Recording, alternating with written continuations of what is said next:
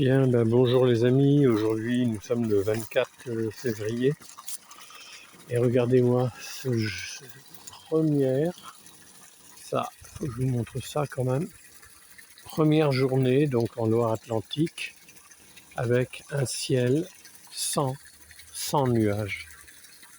C'est vraiment agréable, le soleil, et du coup ça donne envie de venir au jardin. Et puis je l'avais constaté, hein, mais regardez les plantations que j'avais fait autour du bassin d'eau l'année dernière, eh bien ça y est, ça commence à sortir. On a de la prune verte, là aussi on a de la prune verte, différentes variétés de couleurs. Hein, les jonquilles, les poissons sont toujours là. Alors là, la pompe est en route, comme vous pouvez le voir, et je suis en train de remettre de l'eau fraîche dedans, de l'eau propre, histoire de renouveler un peu J'ai vidé une partie. Voilà. Là, autour du chêne, là j'ai eu des crocus, mais ça y est, c'est la fin. Il y en a encore un qui est en fleurs là. Mais j'ai eu pas des crocus, des perce-neige. C'était les premières fleurs à sortir de terre là au mois de février. Là il y en a encore quelques-unes, on les voit, les blanches, là, vous voyez. Là aussi il y en a une. La végétation autour du pont qui commence à prendre de l'ampleur. David, bonjour David. Ah David, au fait, peut-être que cette année en 2026, tu auras peut-être le droit au ravalement de façade. Hein, petite peinture toute neuve, ça ferait pas de mal depuis le temps qu'on en parle. Là aussi, au pied du chêne. Ah là, j'ai un... Oh, j'ai le nom au bout de la langue. Ah, ça fait des petites clochettes bleues, des petites fleurs bleues, en fait, c'est très joli. Bon, ça me revient pas, tant pis. Alors ceux-là, ça fait des petites fleurs jaunes, ça ressemble un peu à des pâquerettes. Je les ai jamais plantées, c'est venu là tout seul. La nature a fait son travail, tout simplement. Et là, au niveau du bassin d'eau, j'ai tout nettoyé aussi, parce que là, il y avait un nettoyage énorme à faire. Et j'ai déplanté un hortensia qui ne se plaisait pas très bien où il était trop à l'ombre, il végétait un peu. Enfin bon, ça n'empêchait pas de faire des bourgeons, mais là, je pense qu'il sera beaucoup mieux. Et puis là, en ce moment, je suis en train de... En fait, ce tas de compost, il est très beau d'ailleurs. Regardez-moi ça. Regardez. Il y a une mauvaise herbe dedans.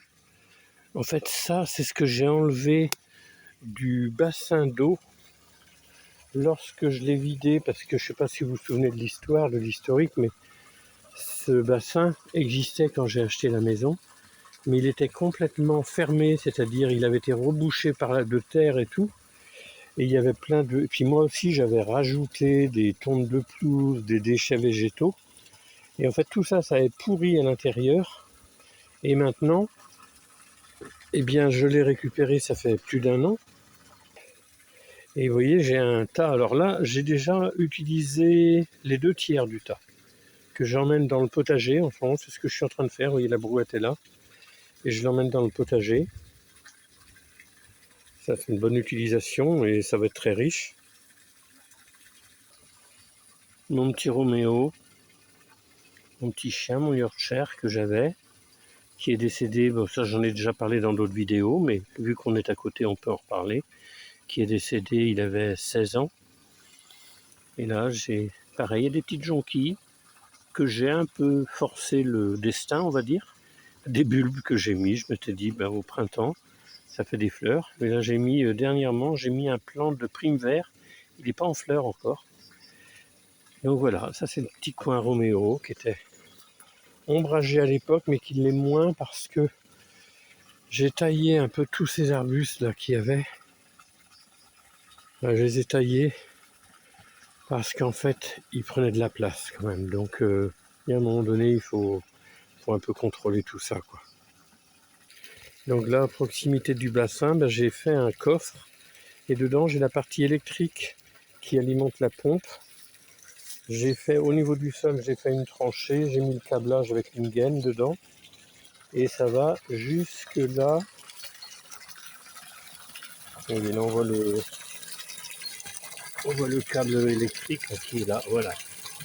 Et la pompe se trouve ici.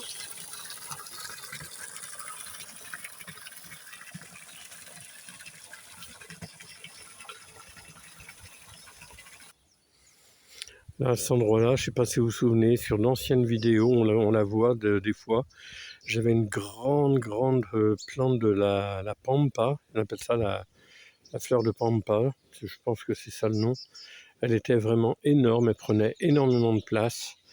Et du coup, je l'ai supprimée parce que ça prenait trop de place.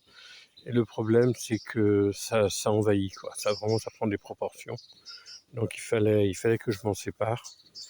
Je vois l'olivier qui est à côté là. Il est déjà en bourgeon.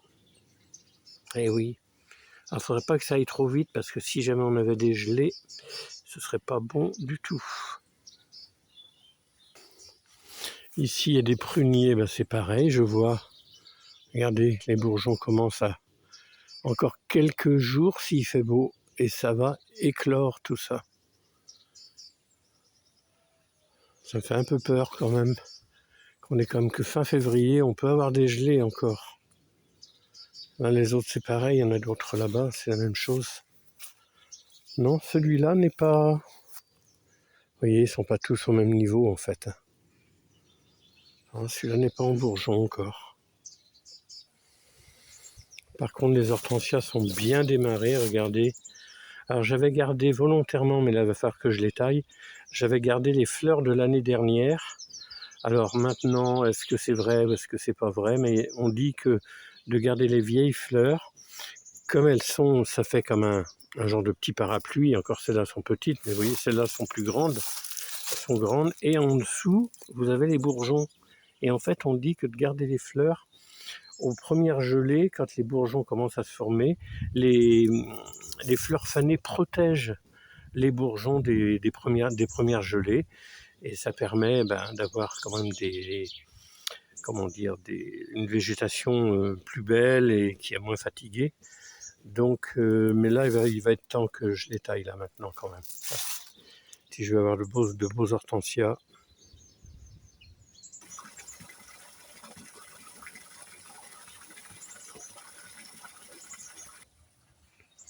Le rhododendron est en bouton. Alors ça, c'est un rhododendron qu'on m'avait offert il y a plusieurs années. Il était tout petit. Et là, cette année, je crois que ça va être l'année où il va être le plus fleuri, parce que je vois qu'il y a des boutons partout. Et je pense que cette année, je vais me régaler. C'est deux amies, Françoise et Elena, qui m'avaient offert ce rhododendron. On a quelques jonquilles, la bruyère, un plant de bruyère que j'avais ramené d'Irlande dans le camping-car.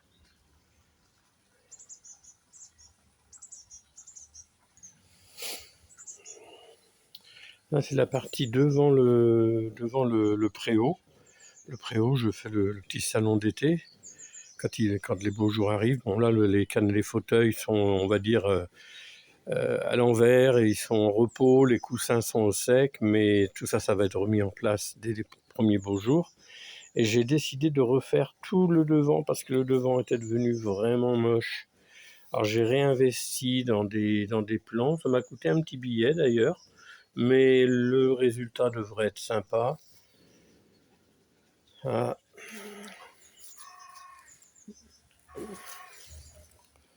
Là, on a des primes vertes qui poussent un peu partout. Certaines que j'ai achetées, d'autres que j'ai récupérées.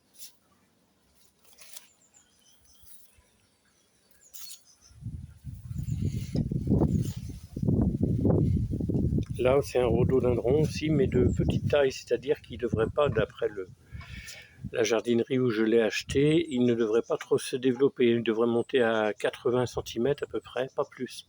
Tous les végétaux, là, ça et les 3 autres qu'il y a là-bas, en fait, j'ai fait en sorte, j'ai essayé de me faire conseiller, et j'ai demandé à ce que ce soit des végétaux qui dépassent maximum, pas plus de 80 cm à peu près, quoi. Donc, parce que comme ils sont devant la terrasse, le préau, là, j'ai pas envie que ça cache la vue non plus sur le jardin, quoi.